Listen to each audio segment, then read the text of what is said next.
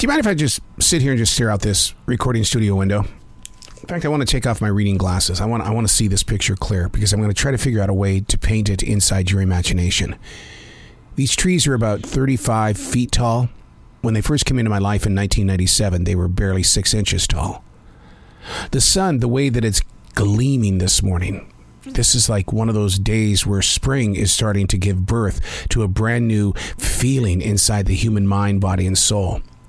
And outside this recording studio, the shadows are super long because what's happening is as the sun is rising, things are beginning to move. The squirrels, the hawks. I mean, the hawk was so noisy this morning. Oh my God. When you wake up in a forest with hawks, I mean, that right there is your natural alarm clock. You don't need the beep, beep, beep, beep. You just need that hawk.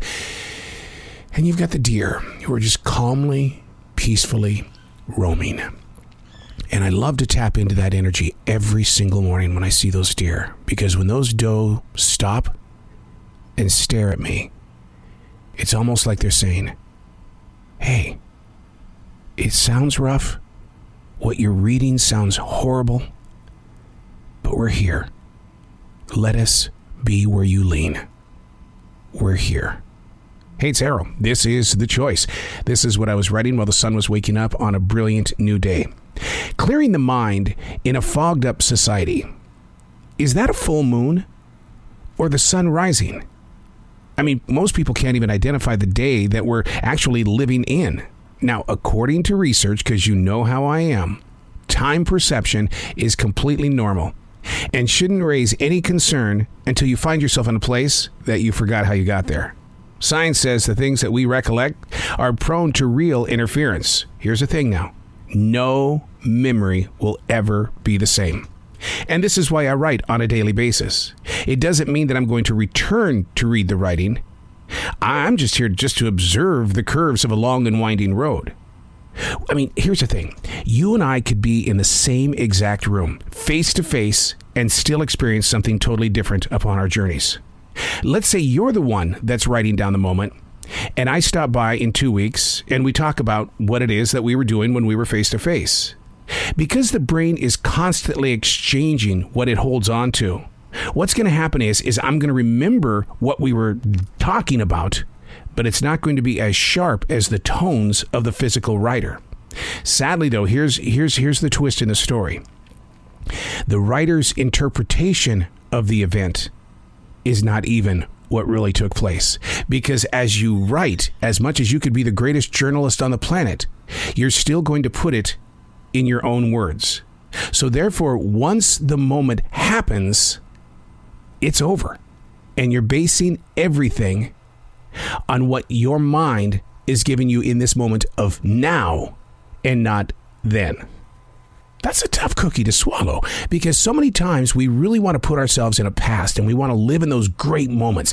But I always ask, and this is not a negative, was it really a great moment? What was it that you saw? Here's a good example.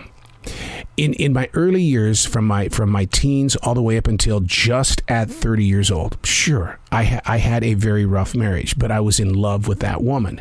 And the thing is, though, is that if that person were to ever come back into my life again, there'd be absolutely no feelings, and every memory that I had would be based on the opinion of what I have today, of what I assume was the experience then. Once again, very deep, right?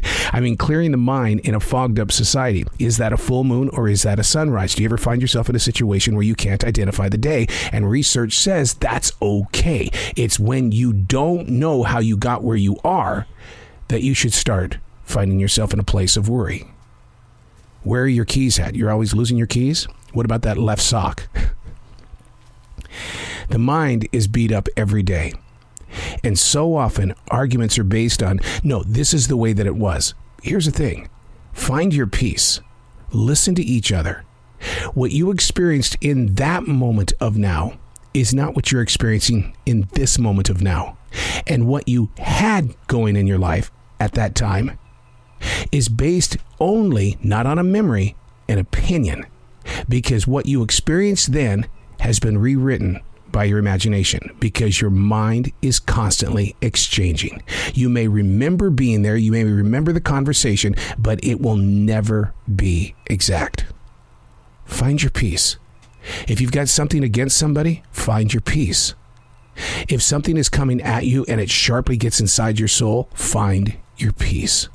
When you find your peace, then you can sit there and like I said, even if you're writing it down, what you wrote down that day and what you see today, two completely different things. That's what I love about writing. You're going to learn a lot about yourself, of how you were, but you're not living there, but how you were and how you are. And then that's when you start believing in the power of now, being mindful of your present. I'm Arrow, and that's what I was writing while the sun was waking up on a brilliant new day.